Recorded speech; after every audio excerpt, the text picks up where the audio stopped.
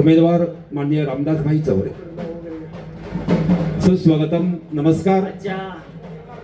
बेलोर जिल्हा परिषद गटाच्या निवडणुकी संदर्भामध्ये या ठिकाणी आपल्या जिल्ह्याचे लोकप्रिय पालकमंत्री आदरणीय जयभाऊ गोरे यांचं या ठिकाणी आगमन होत आहे. सर्व लोकांनी त्यांचं टाळ्या वाजवून स्वागत करावं. आज जिल्हा परिषदेच्या निवडणुकीच्या संदर्भामध्ये आपण या ठिकाणी पाटकोली या गावी या ठिकाणी सभेचं आयोजन केलेलं आहे. त्या तालुक्याचे नेते आदरणीय राजन मालक, जिल्ह्याचे अध्यक्ष शशिकांत दाना आणि सर्व या तालुक्याचे अध्यक्ष रमेश माने, सतीश आप्पा, या तालुक्याचे माजी आमदार यशवंतदादा माने साहेब व या भागातील सर्व ज्येष्ठ नेते मंडळी,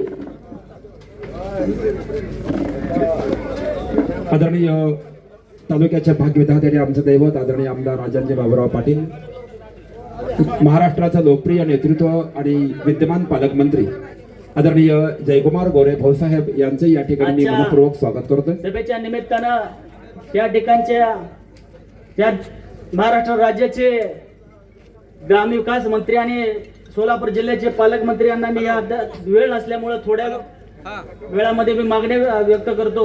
त्या ठिकाणी अष्टयुक्ता सिंचन योजनेसाठी भूसंपादन झालेल्या शेतकऱ्याचा मोबदला साहेब आपल्या माध्यमातून या ठिकाणी मिळण्याची गरज आहे. फार दिवसापासून हा प्रलंबित प्रश्न आहे. पेनोर गावातील व ह्या 10 गावातील माझ्या शेतकरी बांधवांसाठी वाड्या वस्त्यावर जाणारे जे रस्ते खराब आहेत, ते रस्ते मजबूतीकरण व कॉन्क्रीटीकरण करणं गरजेचं आहे. हे पण आपल्या माध्यमातून या ठिकाणी व्हावं अशा प्रकारची विनंती आपल्याला करतो. पाटकोल गावातील शेतकऱ्यांना अष्टयुक्त सिंचन योजनेमुळे पाणी मिळत नाही, परत ते सुद्धा या ठिकाणी आपण प्रयत्न करावा. या ठिकाणी अष्टयुक्त सिंचन योजनेचं कॅनॉलचं काम झालेलं आहे, पाणी येत आहे, परंतु त्या ठिकाणी कॉन्क्रीट नसल्यामुळं भरपूर शेतकऱ्याचं नुकसान होत आहे. ते कॉन्क्रीट सुद्धा त्या ठिकाणी आपण आपल्या माध्यमातून करावं. त्या ठिकाणी आडेगाव येथील शेतकऱ्यांना अष्टयुक्त सिंचन योजनेमधनं जो पाणी पुरवठा होत नाही, तो सुद्धा या ठिकाणी आपण त्या ठिकाणी करावा असा मी विनंती करतो. पेनूर या ठिकाणी पालखी महामार्ग लगत रामा केअर सेंटर व्हावं अशा प्रकारची आपल्याला या ठिकाणी मी मागणी करतो. पाटकोल गावामध्ये गट नंबर 136 मधील जे रहिवासी आहेत त्या कुटुंबांना व पाटकोल गावठाण हद्दीतील महाराष्ट्र शासन मालमत्ता असलेल्या सर्वच शेतकऱ्यांना सर्वच घरकुलासाठी जागा मागणी करणारे जागा मालक सदरी पाटकोल गावामधील ज्या लोकांना शासकीय जागेमध्ये या ठिकाणी राहतात, महाराष्ट्र सरकार त्याच्यावर नाव आहे. आपण ग्रामविकास खाता आपल्याकडे असल्यामुळं त्या ठिकाणी पाटकोलमधील 136 गट असेल, इतर महाराष्ट्र शासन ज्या ज्या जागेवर लागलेला आहे, परवाच आपण 16 लोकांना या ठिकाणी हे दिलेलं आहे, परंतु ही जागा त्या सदर लाभार्थ्यांची व्हावी अशा प्रकारची विनंती आपल्या माध्यमातून या ठिकाणी करतो. त्या ठिकाणी 7/12 वरील आखारीपड जमिनी ह्या ठिकाणी भरपूर आहेत साहेब. ह्या ठिकाणी तहसीलदार साहेबाला सांगून आखारीपडाच्या जमिनीच्या आदेश या ठिकाणी देण्यात यावं. वरकोटे येथील आरोग्य उपकेंद्रात बांधकामासाठी निधी मिळावा. पाटकोली येथील कैलासवासी मेजर बारीकराव ओशेकर यांच्या स्मारकासाठी आपण निधी उपलब्ध करून द्यावा अशा प्रकारची या ठिकाणी मी विनंती करतो. गावच्या पाणी पुरवठ्याच्या विहिरीच्या कडेला या ठिकाणचे समोरचे उमेदवार चरण चौरे या माणसाने 100 मीटरच्या आत त्या ठिकाणी ते स्वतःची विहीर मारल्यामुळं या गावचा पाणी पुरवठा खंडित झालेला आहे. त्या गावाला त्या पाणी पुरवठ्याची विहीर कोरडी पडलेली आहे, तरी त्या संबंधित लोकांवर आपल्या माध्यमातून या ठिकाणी हे व्हावं आणि या गावचा पाणी पुरवठासाठी जी विहीर आहे ती विहीर अधिग्रहण करावी अशा प्रकारची या ठिकाणी विनंती करतो. पेनोर पाटकोल जल जीवन योजनेअंतर्गत जे काम चालू आहे ते अतिशय अंतिम टप्प्यामध्ये आहे. थोडाफार तो राहिलेला आहे, तो विषय या ठिकाणी व्हावा अशा प्रकारची विनंती करतो. आणि ह्या 10 गावामध्ये आदरणीय आपल्या राजन मालकाच्या नेतृत्वाखाली काम करत असताना आपण त्या ठिकाणी जिल्ह्याचे पालकमंत्री असल्यामुळे आम्हाला शाश्वत विकास या ठिकाणी होणार आहे. शेतकऱ्यासाठी भरपूर निधी आपण त्या ठिकाणी दिलेला आहे. शेतकऱ्याच्या ट्रान्सफॉर्मसाठी परवाच 15-20 दिवसापूर्वी आपण मला 22 ट्रान्सफॉर्मर या ठिकाणी दिलेले आहेत. भरपूर निधीची शिफारस आपण त्या ठिकाणी केलेली आहे. ह्या निमित्तानं मी आपल्याला एवढंच विनंती करतो की आपण ग्रामविकास मंत्री या नात्यानं आणि या भागाचे नेते आदरणीय राजन मालक यांच्या माध्यमातून प्रचंड अशा प्रकारचा विकासासाठी कामासाठी निधी उपलब्ध करून द्यावा अशा प्रकारची त्या ठिकाणी विनंती करतो. आणि येणाऱ्या 7 तारखेला मी रामदास महादेव चौरे माझ्या या जिल्हा परिषद निवडणुकीच्या माध्यमातून आपल्या समोर उभा आहे. मला आपल्याला कळकळीची आणि नम्रतेची विनंती करायची आहे या 7 तारखेला कमळच्या बटनासमोरचं बटन दाबून मला आणि अंजली राजाराम आडेगावकर यांच्या कमळ या चिन्हासमोर बटन दाबून आणि अमेरिका कापसे यांना त्यांच्या कमळाच्या समोरचं बटन दाबून या ठिकाणी प्रचंड बहुमतानं माझ्यासारखा सामान्य कुटुंबातला शेतकऱ्याचा मुलगा या ठिकाणी जिल्हा परिषद सभागृहामध्ये पाठवा अशा प्रकारची नम्रतेची विनंती मायबाप जनतेला करतो आणि थांबतो. जय जय महाराष्ट्र. धन्यवाद माननीय रामदासभाई चौरे. या ठिकाणी आपणा सर्वांच्या वतीने एक सन्मान होतोय. या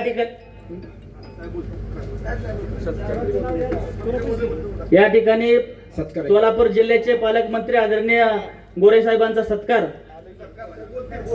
या ठिकाणी आपल्याला मार्गदर्शन करते. पालकमंत्री माननीय जयकुमार गोरे साहेब.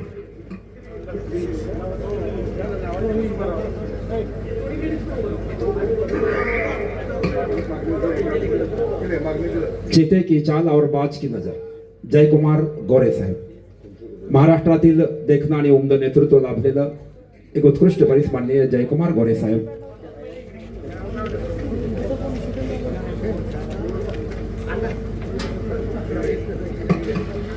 आज आपल्या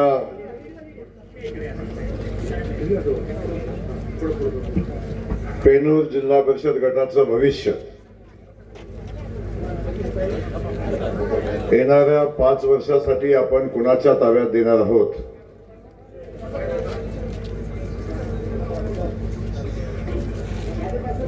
हे ठरवणारी ही जिल्हा परिषद गटाची निवडणूक. आणि या निवडणुकीच्या प्रचार सभेच्या निमित्तानं आपल्या सगळ्यांसोबत उपस्थित असलेले मोहोळ तालुक्याचे नेते माजी आमदार सन्माननीय राजनजी पाटील मालक, दुसरे मोहोळचे माजी आमदार ज्यांनी या भागामध्ये विकासाचं खूप मोठं काम उभं केलं ते यशवंत तात्या माने, सन्माननीय अजिंक्य राणा पाटील, जिल्हाध्यक्ष सन्माननीय शशिकांत नाना चव्हाण, अध्यक्ष प्रकाशजी चौरे, शंकरजी वाघमारे, आमचे मंडलाध्यक्ष सतीश काळे, रमेश माने, सुनीलजी चव्हाण, देवानंदजी गुंडे, सुशीलजी क्षीरसागर, दीपकजी माळी, योगेशजी क्षीरसागर, सागरजी चौरे असे अनेक सन्माननीय स्टेजवर उपस्थित आहेत. सगळ्यांचं या ठिकाणी स्वागत करत असताना खास करून आपण ज्यांच्या निवडणुकीच्या प्रचाराच्या निमित्तानं या ठिकाणी या सभेसाठी उपस्थित आहात ते जिल्हा परिषद गटाचे उमेदवार सन्माननीय रामदास चौरे, पेनूर गणाच्या उमेदवार सन्माननीय अंजनाताई आडेगावकर, टाकळी सिकंदर गणाचे उमेदवार सन्माननीय अमेरिका कापसे,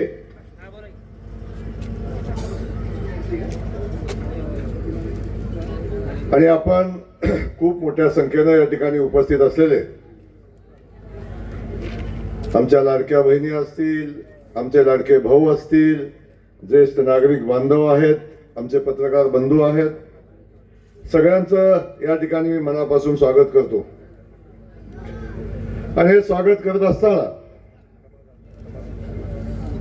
आपल्या सगळ्यांना माहिती आहे की जिल्हा परिषद पंचायत समितीच्या निवडणुका आता अंतिम टप्प्यात आहेत. आणि या अंतिम टप्प्यात असलेल्या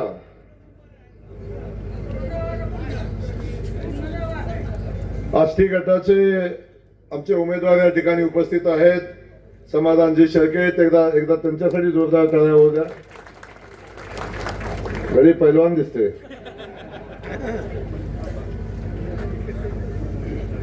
या दुसरे एक आमचे जिल्हा परिषदेचे उमेदवार आले नरखेड गटाचे लखन शिंदे.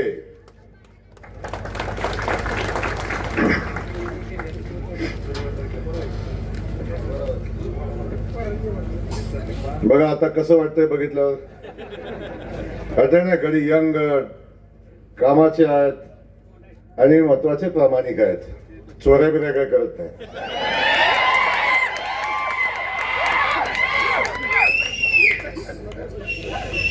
एवढ्या शिट्ट्या काय गेली पोलीस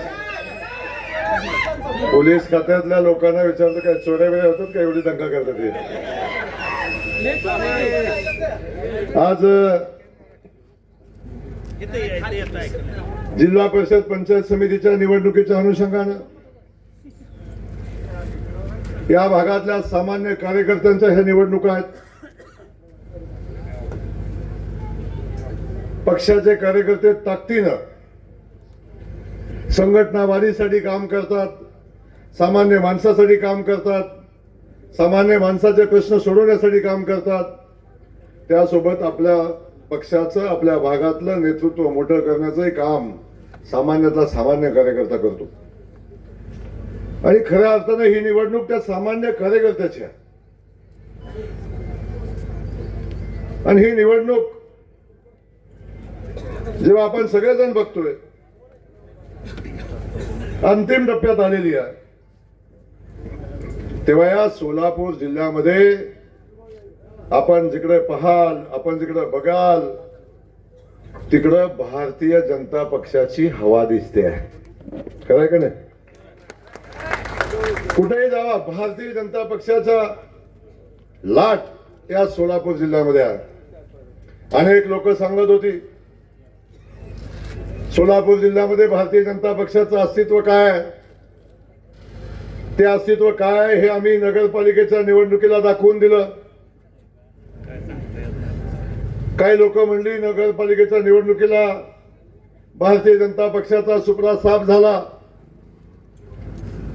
मला त्याला सांगायचंय, बाबा आता तरी डोळे उघडा.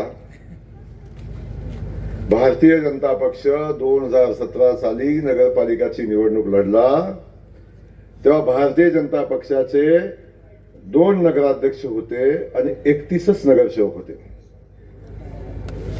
आता जेव्हा 26, 25, 26 ला निवडणूक झाली तेव्हा भारतीय जनता पक्षानं ज्या भागात भारतीय जनता पक्षाचं कमळ कधी लोकांनी पाहिलं नव्हतं स्थानिक संस्थांच्या निवडणुकामध्ये, त्या भागात भारतीय जनता पक्ष ताकदीनं उभा राहिला.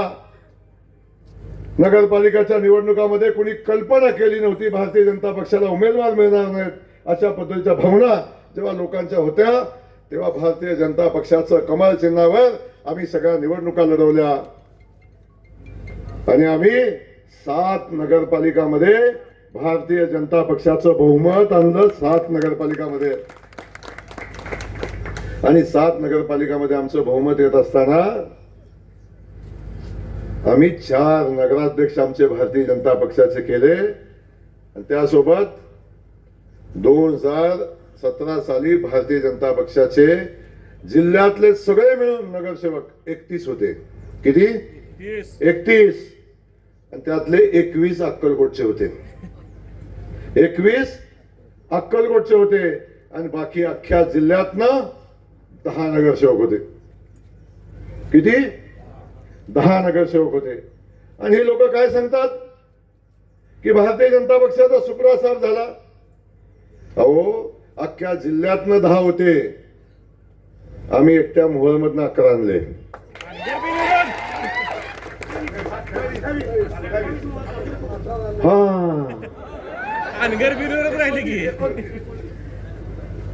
अख्ख्या जिल्ह्यातनं आमचे अक्कलकोट सोडून 10च होते.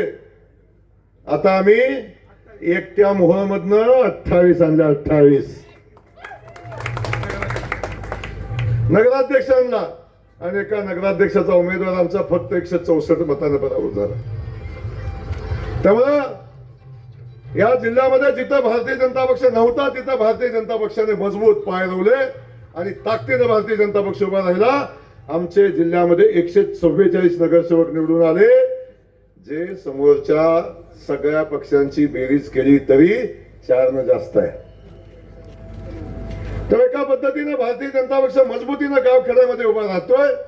दुसऱ्या बाजूला महानगरपालिकेमध्ये निवडणूक झाली.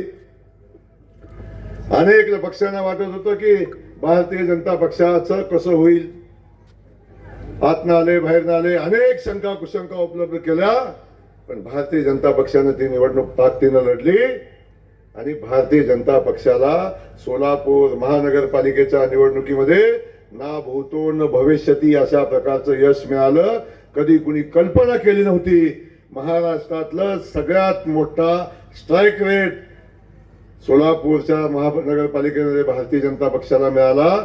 102 पैकी काय सांगायचे 50 येतील, 45 येतील, 52 येतील.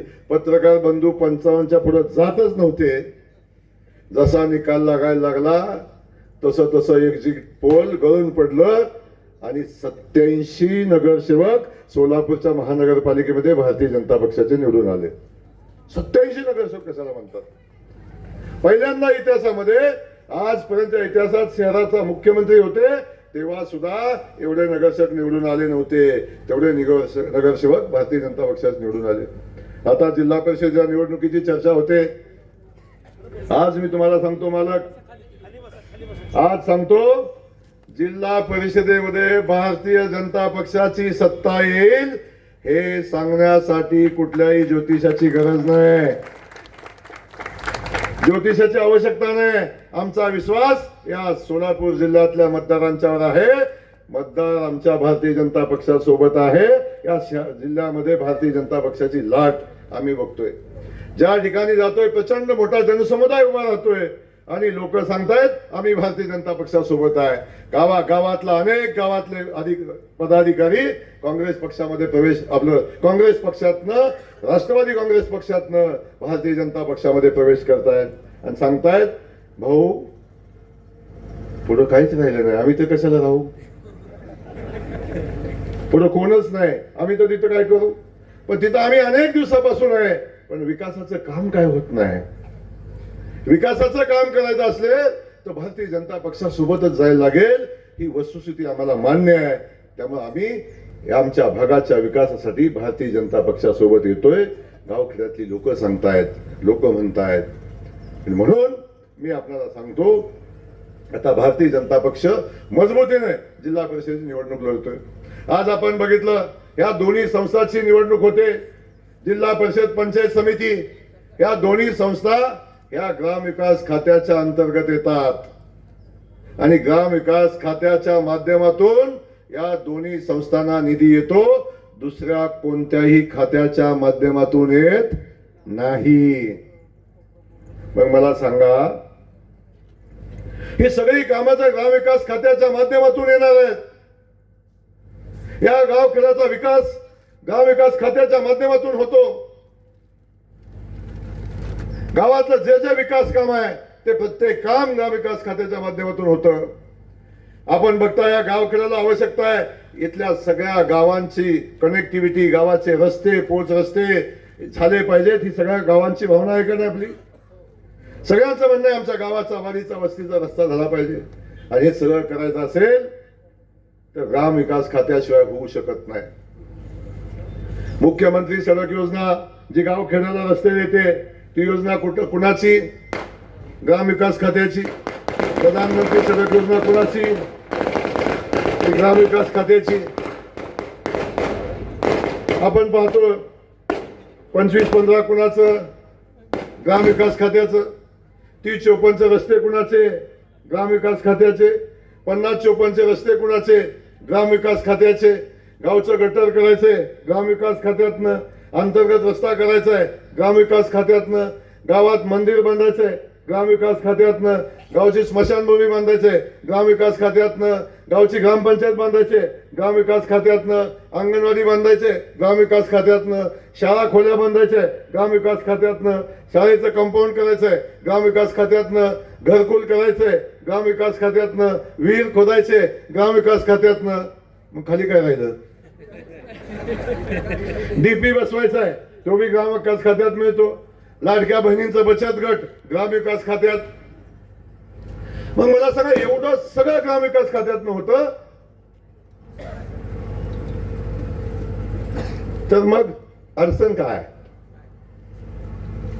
जर एवढं सगळं ग्रामविकास खात्यातनं व्हायचंय तर समोर उभे राहिलेले जे गडी आहेत त्यांना माझा सवाल आहे, तुम्ही ही सगळी कामं तुमच्या गावासाठी आणावी लागतील, ती आणणार आहे कुठून? कोण आहे ग्रामविकास खात्याचा मंत्री? कोणाला खातं? आणि अगदी छोटी मोठी कामं राहतात जी डीपीडीसीत न होतात, हे का नाही? डीपीडीसीत न होतात. कुणाकडे आहे डीपीडीसी? पालकमंत्र्याकडे. कोण आहे पालकमंत्री तुमचा? अहो मालक, इथले आमदार सुद्धा सांगतात आम्हाला डीपीडीसीत रुपया मिळाला नाही. काय सांगतात? डीपीडीसीत रुपया मिळाला नाही, एक डीपी बसना. माणसं गावात येऊन ते आता आम्हाला अशी अनेक पत्र येऊन पडली. मंजूर झाली का? नाही. मग जर आमदार इथं काम करू शकत नाही तर जिल्हा परिषद सदस्य कसा करेल? कसा होईल सांगा? विकास हा कुठनं काय हिसकावून आणायचं काम आहे का हो? अंधारात जाऊन काय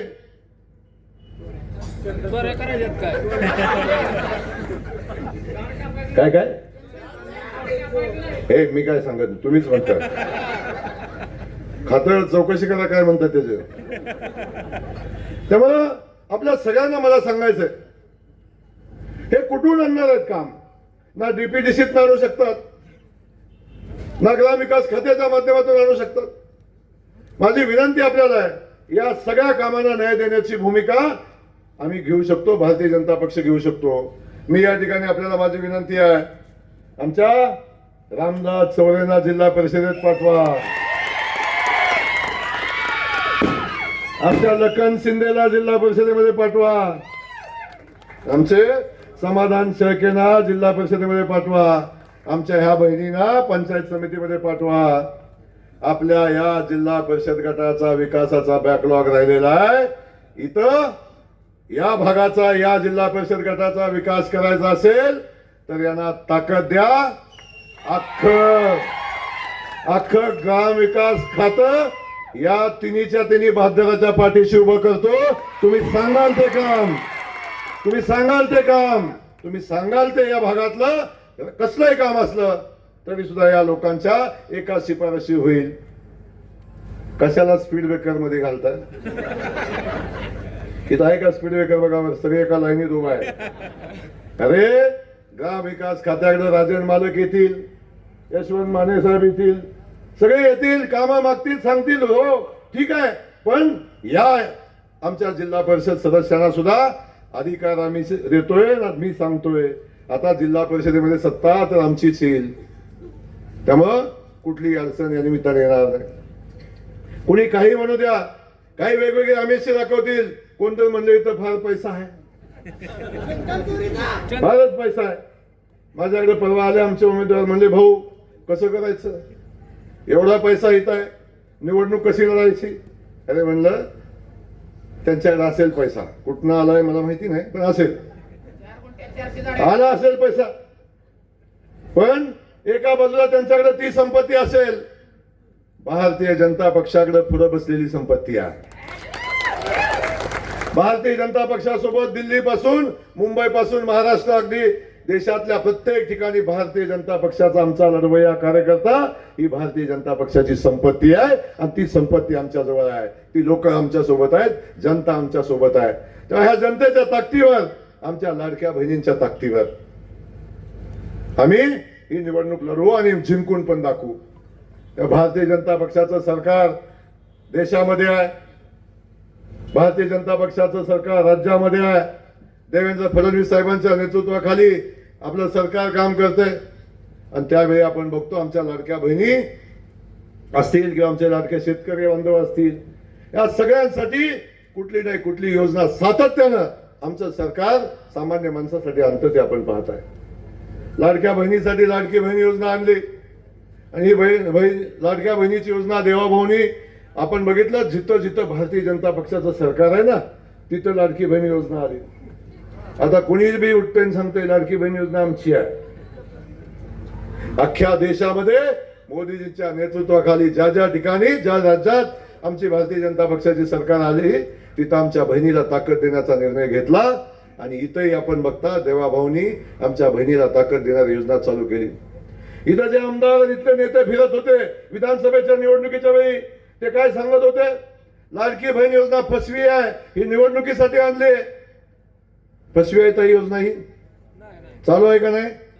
1500 खाते येतं का नाही? आता जी लोक सांगत होती योजना फसवी आहे तीच आता काय म्हणायला लागली? काय आमची युती आहे, आमची आघाडी आहे, आणि ती आमच्याच यांनी सोय केली ना? काय नवीन सांगतात काय ते? त्यामुळं हे पुटणा मावशीचं प्रेम आहे, हे सावत्र भावाचं प्रेम आहे, हे सख्या भावाचं नाही. भाव ताईला माहिती आहे आमच्या सक्का भाऊ सुद्धा. ताई आपण जेव्हा राखी पौर्णिमेला जाता का नाही, किंवा भाऊ तुमच्याकडे राखी बांधायला येतो ना, सक्का भाऊ सुद्धा वर्षातनं एकदा राखी पौर्णिमेला येतो. तेव्हा ताई राखी बांधल्यानंतर ताटात 100 रुपये टाकताना 4 वेळा बायकोकडे बघतो. बायकोनं मान हलवली तर ताटात टाकतो, नाही तर पुन्हा खिशात घालतो. खरंय का खोटं आहे? तुमचा देवा भाऊ महिन्याला 1500 रुपये तुमच्या खात्यावर टाकतो ताई, महिन्याला 1500 रुपये. हा सन्मान कधी कुणी तुम्हाला दिला नाही, आपल्या देवा भाऊने दिला आहे. 50, 100, 200 रुपये मागितलं यांच्याकडे ना, तरी सुद्धा किती गडी भाव मारत होतो तुम्हाला माहिती आहे. 100-200 रुपयाचा हिशोब कधी 10 वेळा मागायचा. कालच दिलं होतं, कुठं गेलं, काय आणलं, किती शिल्लक राहिलं, कुठं खर्च केलं, एवढं विचार 10 वेळा त्याचा हिशोब द्यायला लागायचा ना. आणि आता तो गडी आता सकाळी लाडानं उठतो का नाही, उठल्या कानात हळूच म्हणतो, काय किती खात्यावर शिल्लक आहे तर? आजपर्यंत कधी बहिणीला सन्मानानं कुणी विचारलं होतं का असं तुझ्या खात्यावर किती आहेत ग? देवा भाऊमुळे हा सन्मान मिळाला. भारतीय जनता पक्षामुळे, कमळ चिन्हामुळे हा बहुमान मिळाला. लक्षात ठेवा, कमळाला विसरू नका. घराघरात जाऊन लाडक्या बहिणींना सांगा कमळाच्या पाठीशी उभं राहा. अरे शेतकरी बांधव तुम्ही इथं आहे, या सगळ्या शेतकरी बांधवांना देवा भाऊनी शब्द दिला आणि सांगितलं येणाऱ्या 5 वर्षासाठी मी माझ्या सगळ्या शेतकरी बांधवांच्या विजेचं लाईट बिल माफ करणार आहे. 1 वर्षापासून लाईट बिल येतं का घरी? येतं का लाईट बिल? 100% लाईट बिल माफ केलं आमच्या 5 वर्षासाठी शेतकरी बांधवांचं. मोदीचे पैसे अकाउंटवर येत आहे, फडणवीस साहेबांचे पैसे अकाउंटवर येत आहे. 12,000 रुपये आमच्या शेतकरी बांधवांच्या खात्यावर वर्षाला येत आहेत. आणि शेतकरी अडचणीला, प्रसंगाला त्या पैशाचा उपयोग करतोय. आता हे गडी लगेच म्हणत होते, भाषण करत होते, तेव्हा काय सांगत होते? काय कोण खिशातलं देते का? हो, कोणच खिशातलं देत नाही बाबा. आम्ही खिशातलं नाही देत आहे, आम्ही पण खिशातलं नाही देत. पण 55-60 वर्ष तुमची सत्ता होती तेव्हा तुमचे खिसे फाटले होते काय? तेव्हा का नाही दिलं कुणी? तेव्हा लाडक्या बहिणीला दिलं नाही, शेतकऱ्याला दिलं नाही, वीज बिल माफ केलं नाही, केलं का काय? रेशनिंगचं धान्य मोफत आलं कधी? अरे आता आमचे मोदीजी रेशनिंगचं धान्य गेल्या 9 वर्षापासून मोफत पाठवतायत. आमची लाडकी बहीण जाताना मोकळ्या हाताने जाते, येताना एवढं पोतभर भरून धान्य घेऊन येते का नाही? कुणी केलं हे भारतीय जनता पक्षानं केलं. आणि भारतीय जनता पक्षानं या देशातल्या सामान्य माणसाला ताकद देण्याचं काम केलं, त्याला बळ देण्याचं काम केलं. कामगार असला तरी कामगारांसाठी योजना आहे, प्रत्येक समाजासाठी महामंडळ आहे, प्रत्येक समाजाच्या पाठीशी ताकदीनं उभं राहण्याचं काम भारतीय जनता पक्षाच्या माध्यमातून होत असतं. म्हणून गावखेड्यातली माणसं, गावखेड्यातली जनता आमच्या भारतीय जनता पक्षाच्या कार्यकर्त्याच्या पाठीशी उभी राहते, मोदीजींच्या पाठीशी उभी राहते. कारण मोदीजी देशाचा विचार करतात, मोदीजी आमच्या बहिणीचा विचार करतात, मोदीजी शेतकऱ्याचा विचार करतात, मोदीजी आमच्या युवकांचा विचार करतात. म्हणून तुम्हाला मला आज सांगायचंय, या निवडणुकीच्या माध्यमातून आपण सगळ्यांनी ताकदीनं भारतीय जनता पक्षाच्या पाठीशी उभं राहा. आणि जे काय असेल, इथं आता बोलताना सांगितलं, आष्टी उपसा सिंचन योजनेसाठी भूसंपादन झालेल्या शेतकऱ्यांना मोबदला मिळाला पाहिजे. गेल्या अनेक वर्षापासूनचा विषय आहे. मी आपल्याला शब्द देतो, हे अधिवेशन झाल्या राज्याचे जलसंपदा मंत्री विखे पाटलांच्या सोबत आपल्या इथल्या बाधित शेतकऱ्यांची मीटिंग लावू आणि निर्णय घेऊन या शेतकऱ्याला न्याय देण्याची भूमिका घेऊ. त्यांचा प्रश्न मार्गी लावू आणि फक्त बोलत नाही, तो प्रश्न मार्गी लावून दाखवू. हे या निमित्ताने मी आपल्याला सांगतो. पेंडूर मधल्या वाड्या वस्त्याचा विषय आहे. पाटकल आडेगाव भागातील शेतकऱ्यांना आष्टी उपसा सिंचन योजनेतनं पाणी मिळालं पाहिजे, हे हाही विषय महत्वाचा आहे. आणि तोही विषय येणाऱ्या मीटिंगमध्ये, बैठकीमध्ये आपण घेऊन त्याला मार्गी लावू.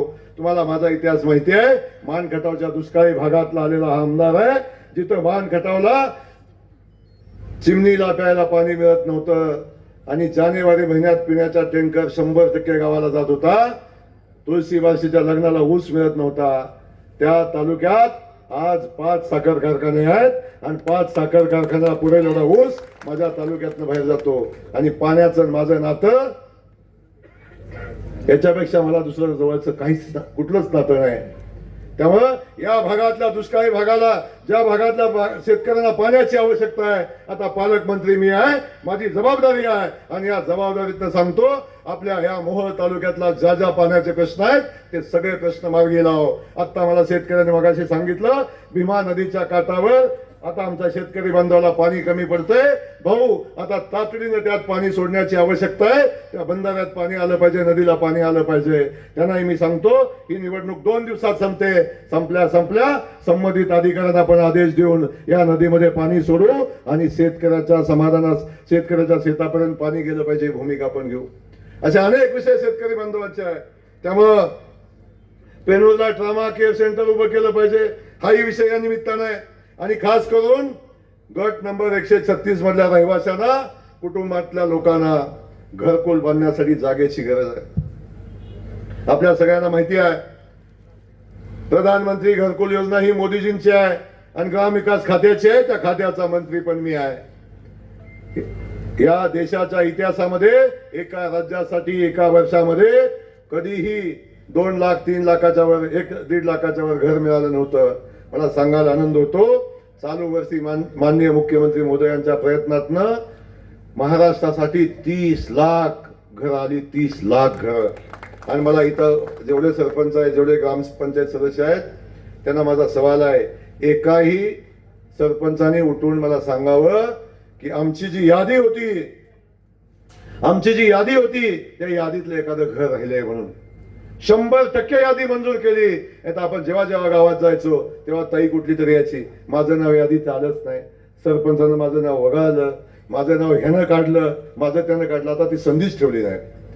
आता सगळ्यांची घरं मंजूर केली. काही ठिकाणी घर बांधण्यासाठी जागा नाही आहे. आमच्या लोकांना, गोरगरिबांना जागा नाही. जागा सुद्धा उपलब्ध करून देण्याचा निर्णय माझ्या खात्यानं, ग्रामविकास खात्यानं घेतलाय.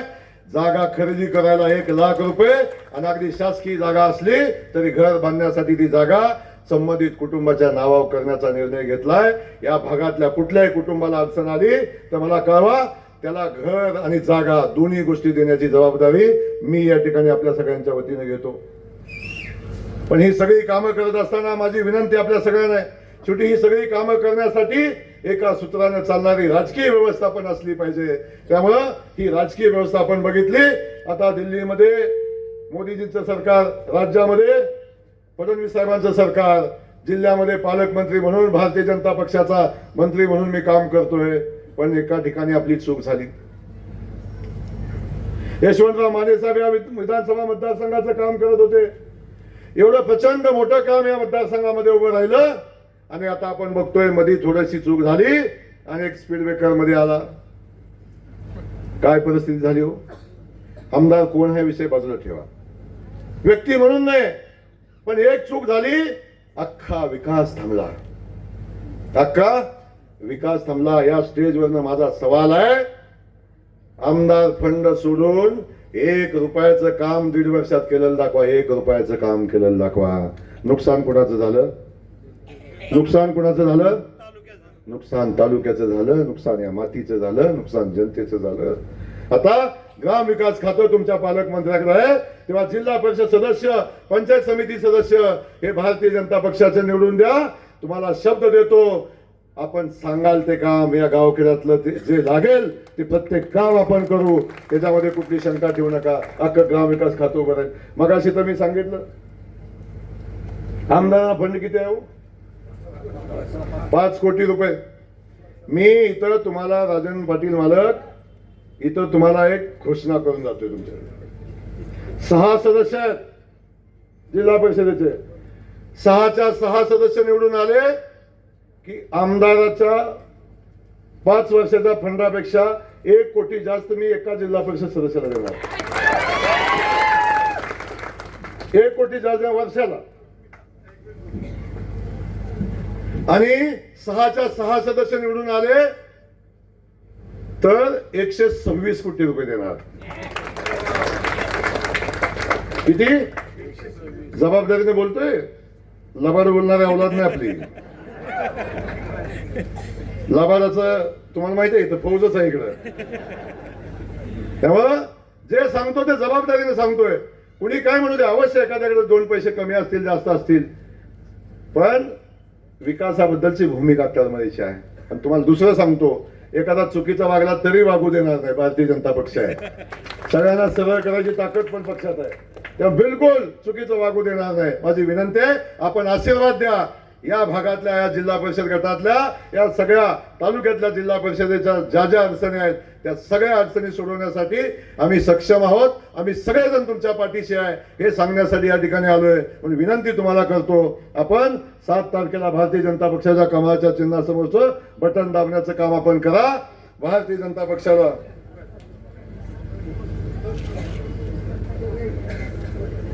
आतापासूनच घडी मगाचपासून बोट दाखवतो, हे राहिले ते राहिले ते राहिले.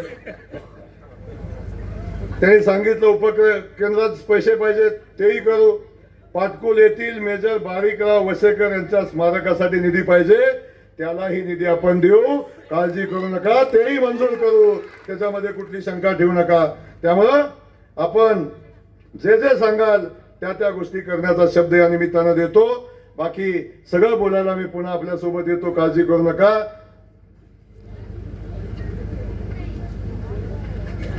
तुला आडवं उभं कुठलं पाहिजे ते बोर पाडतो, नको काळजी करू.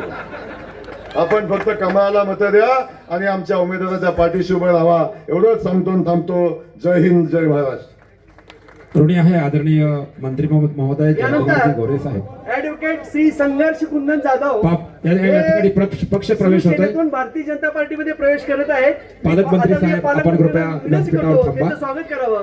त्याचबरोबर टाकळी सिकंदरचे माजी सरपंच ऍडव्होकेट श्री संघर्ष कुंदन जाधव, त्यानंतर टाकळी सिकंदरचे माजी सरपंच पोपटराव सोनटक्के यांनी शिंदे गटातून भारतीय जनता पार्टीमध्ये प्रवेश केलेला आहे. त्याचबरोबर सिद्धेश्वर अनुसे ग्रामपंचायत सदस्य टाकळी सिकंदर व श्री बंडू अनुसे ग्रामपंचायत सदस्य टाकळी सिकंदर यांनी भारतीय जनता पार्टीच्या उमेदवाराला पाठिंबा दिला आहे. मी त्यांचा भारतीय जनता पार्टीमध्ये स्वागत करतो. प्रवेश केलेला आहे. सर्व पक्ष प्रवेश केलेल्या युवा नेतृत्वाचं या ठिकाणी मी पुन्हा एकदा पक्षाच्या वतीनं स्वागत करतोय. स्पष्ट दिशा, सही नीती, भाजप. अगोदर राष्ट्र, नंतर विकास, नंतर पक्ष आणि नंतर व्यक्ती, असं भाजपचं धोरण.